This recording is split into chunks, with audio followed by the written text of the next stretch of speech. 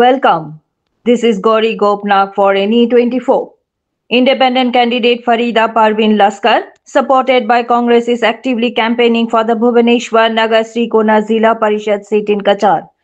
She held rallies in Borjatrapur and Bhangarpar, where she inaugurated her election offices and addressed public meetings.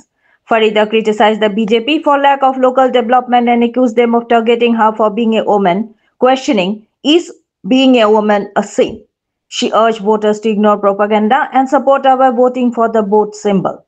For more news and updates, subscribe our channel NE24 YouTube and support us by following our page. আজকের দিনে আমি ফরিদা পারভিন লস্কর শিলচর জেলা কংগ্রেসের সাধারণ সম্পাদিকা।